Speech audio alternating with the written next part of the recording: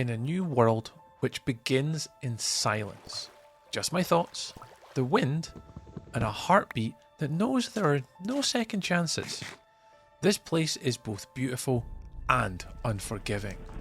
Every step, every breath could really be my last. But if I am to survive, I'll have to make this world remember me. This isn't just another world, this is the only world. Welcome to the Chronicles of One Life. Episode 1. The beginning of One Life.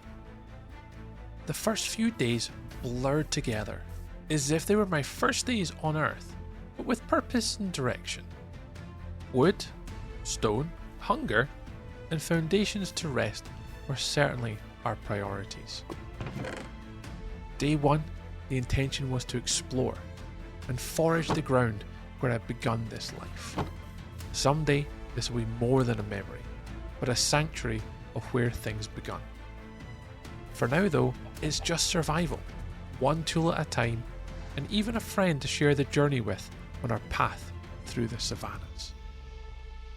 It wouldn't be long before we unearthed more minerals and ores which protect and serve us well in our opening days. All the while keeping one eye open while things turn dark. But things turned today and we got to exploring. Desert temples, shipwrecks, villages, all the things you'd expect in an early game that was near our spawn area. We explored to gather and forge everything we possibly could. We brung it back to spawn, laid down a marker for where we began, and got a good night's rest, for tomorrow is another day. So by the time the sun had risen, I had begun to understand this place slightly better. But our needs were simple: food, shelter, and safety. These aren't luxuries here, they're promises I have to keep to myself. Our first priority was actually rather simple: to mark out where we would settle for our initial start, and by removing all of the surrounding trees and identifying our land to build upon, and gather resources to start the construction. In hardcore Minecraft you only get one shot, and we have to make the best of what we can with what is around us. I started with a simple wheat field, filling out the area in one of the quarters of our circle. However, we did just narrowly escape 2 creepers. Let's not talk about it. We later then added in some walls to the surrounding areas to protect our crops. So we added in our wheat, potatoes, carrots, and even some beetroot that we had found in our earlier adventures on day 1 and day 2. This will serve as a good source of health, for the time being at least, but also ahead as good trading assets.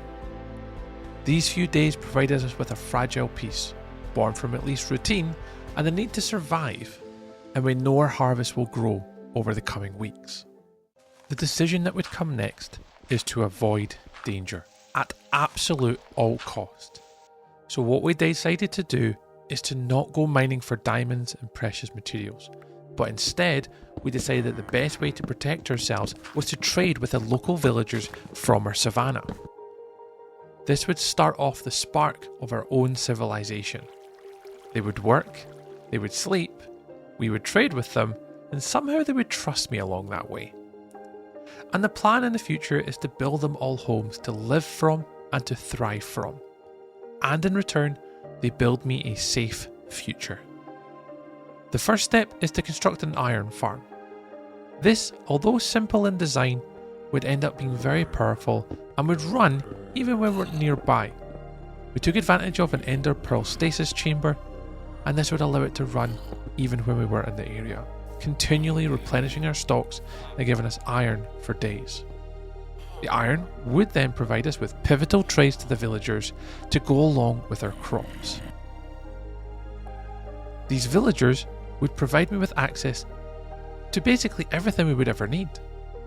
So in the early game we would get diamonds for the mere cost of an emerald.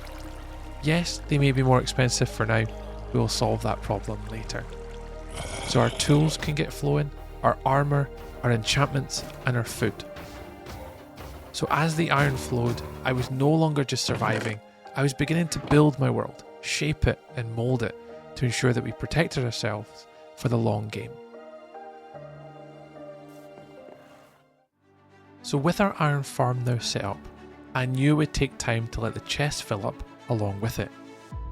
So I said to myself, let's go on a small adventure in a boat, keeping safe, and locate different saplings, and also keep an eye for pumpkins and melons along our journey to create a full-scale farming district in the future. This would also help us maximise all the possible trades with our villagers to do not just our crops that we got at the early game, but our pumpkins and melons also. But it wasn't long before we were back at our village, and building our final farm we would really need in the early game. And this time it was a villager breeder. I'd have to build as we were down to our last 2 villagers, and it would be on them to ensure our civilization would grow, to give us access to all the items we needed. I had to keep them safe, protect them at all times, and sleep to prevent nighttime and the mobs coming after them. We would need these villagers to provide us with 2 further villagers of each type. These would include weaponsmith, armourers, librarians, farmers, clerics, and more. These will be needed in the future to provide and protect ourselves from the journey ahead. No need to mine, just trade for what we need. And that's where our story pauses for today.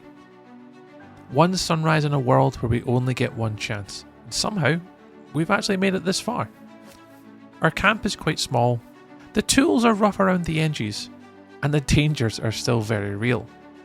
But the foundations of something greater are finally taking shape.